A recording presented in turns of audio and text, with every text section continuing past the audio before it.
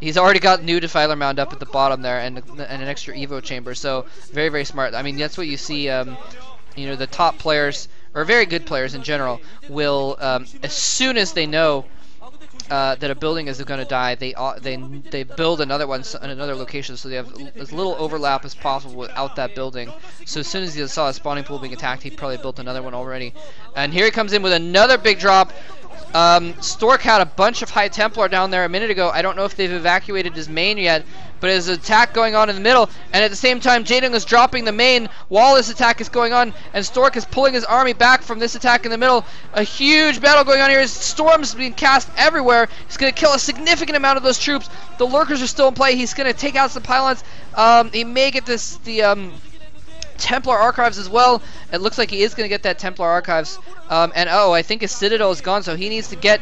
no, his Citadel's still there, but he needs to build another Templar Archives really quick, just in case that Templar Archives goes down. It looks like he's going to target that Archives, as a matter of fact, so it is going to go down very quickly. But it's some more battling going on in the main, in the middle of the map as well. Very, very smart move by Jaedong, dropping the main while there was an attack going on in the middle, being distracting. He was able to get several more seconds of attack time unhindered before Stork could get back there. Just because of that, he looks like he's going to take down the main Nexus, but that does not matter at all. The Templar Archives is more important than Nexus at this point. But Stork is doing a beautiful job of storming Jaedong's army. He is just storming and storming and storming, losing very few units because he's been able to cast these Sky Storms and do so much damage with them. Jaedong not dodging those storms very well at all, but at this point, usually the Zerg has enough stuff that he's able to just throw away units. You know, to soak up the storms, especially the Zerglings. But critically though, Stork has gotten the 12 o'clock base up. Stork has 12 o'clock, so they're even in bases, and the Zerg player is going to want to be way ahead in bases, and this map does not have a ton of bases on it. Otherwise, I think we'd see Jaedong with another base or two, and because, you know, if this was a huge map with tons of bases, you know, like your Andromedas, for instance, is for some reason the one I thought of. Casting that swarm of those lurkers just at the last moment, just for fun, just because why not. Anyway, Jaedong would have more bases, but he's just limited to 5 bases basically, and Stork has managed to take that 12 o'clock base, which Jaedong is trying desperately to get rid of it. He's sending some units up there. He does not have a lot of units right now since his units keep getting stormed to oblivion. But he needs to take out that 12 o'clock base. Jaedong really has to take that out if he's going to have a chance in this game, because he needs to have at least some economic advantage.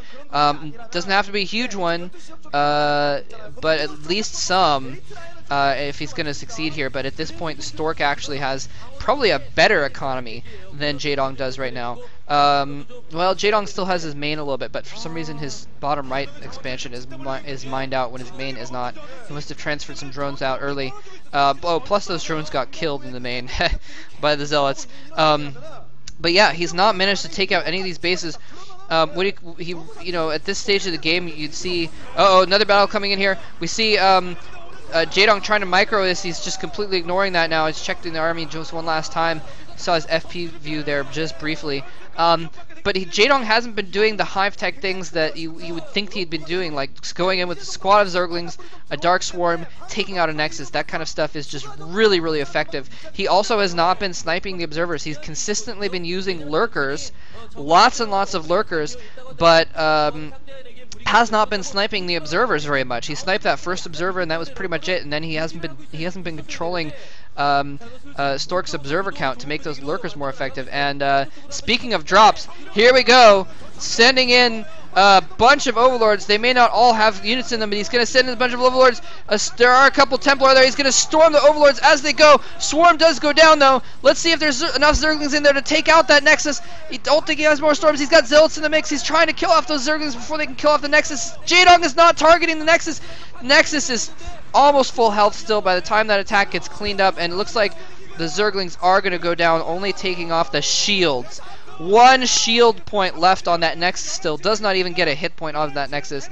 Or he may have gotten a few hits on that Nexus, actually. The shield point may have just regenerated there. But absolute fail. did not target the Nexus, killed off a cannon and a couple zealots, or maybe some probes, but really that Nexus is what he needed to kill. That would have been the snipe that he needed, and he used a lot of units up. So I think Jaedong is pretty much on the way to losing this game, but the Ultralisks are out now. They can soak up Psionic Storms very, very easily, so he may have a chance here if he can use those Ultralisks to distract all the units. Well, not distract, but to soak up damage and what have you from the Psi Storms and from the larger units. Then the Zerglings can go in there and do more damage, especially if you send in the Ultras first. Here he comes in. Oh my god, this is going to be a slaughter. Plague goes down, but Storm goes on everything, killing half the army in a couple storms.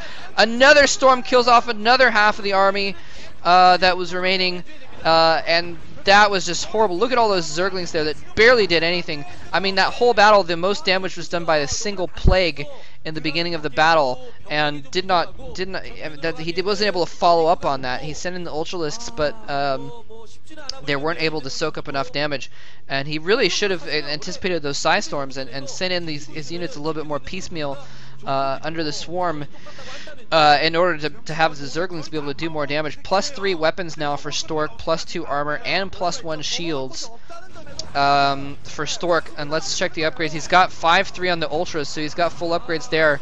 I believe more Psi Storms going off there.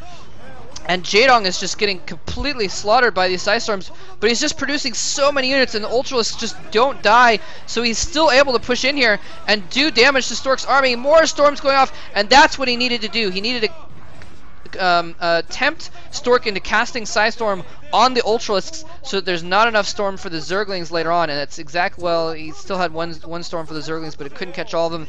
But that's really what's going to be doing the damage, is the crack Zerglings. And oh, we saw a Storm drop over here. Looks like he only killed a few drones. Jaedong apparently ran most of his drones out of the way already, but still, nice little move there.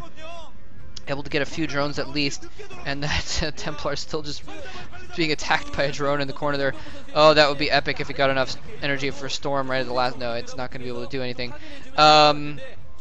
Anyway, yeah, Stork is macroing very well, but every time they battle, somehow, despite the fact that Stork is doing a really good job and seems to be coming out ahead, his army is being kept kind of small.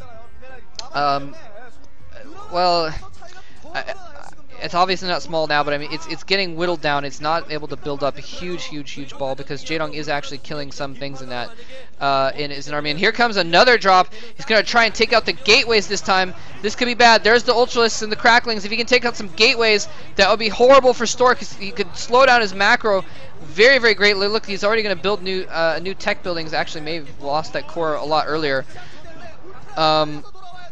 But it looks like he is going to take out a few gateways. He's taken out 4 gateways so far. He's going to take out a 5th gateway as well. Finally, the reinforcements coming up there. This is really bad for Stork. He's going to lose his production capabilities. He's not going to be able to macro up a new army right now. Nice Storm, though, right on the gateway. It's going to take out most of those Cracklings. And the Ultras are still alive, though. He's going to have to get something to deal with those Ultras, but the Ultras are not going to be able to take out buildings quite as quickly as a huge group of Cracklings can, or even a small group of Cracklings can. So you just saw the Oz coach looking a little bit discouraged there, because Jaedong is now having to face a huge army of Storks. If he can defeat this army, Stork will not be able to renew his army very quickly at all. He's probably making more gateways in the top left, but it'll be a second. And a bunch of Ultralisks coming in. Where is he getting all the money for these Ultralisks? Tons of Ultralisks coming in. And they're able to completely obliterate Stork's army. He was able to kill off Stork's army. Stork needed to hold that. Wow. Jaedong doing a drop, killing off all his gateways, and then somehow just spending every bit of money he had to, and he's trying to build more gateways here at the top. But it may be too little too late here, because now Jaedong has map control. Stork has no way of making another round of units. He's can't reinforce his army right now. This is Jaedong's opportunity to try and go in and kill off one of those expansions. He's going in with a shuttle. He's going to try and do another storm drop. This could be huge if he can get a storm drop off there, because I think Jaedong is only mining at that 6 o'clock base now. Where is he going to go? He's going in for the storm drop. Why doesn't Jaedong see this? Why didn't he react to it? He saw this. Oh, he did run most. Oh, yeah. Jaedong ran most of his drones away, and then Stork actually attacked them with a storm over the ridge. Didn't catch all of them, though. That would have been epic, but still an epic decision there by Stork. attacking over the ridge. That was hilarious and very, very smart by Stork. But he did kill, with those 3 High Templar, he managed to kill maybe 8 or 9 drones, and that was a pretty big deal. Jaedong has extra drones lying around, actually, so it's not as big of a deal, but he's going in, trying to take out this 12 o'clock expansion. If he could take that out, that would be huge. He would be able to probably clinch the game if he could take that out. The High Templar's blocking the DT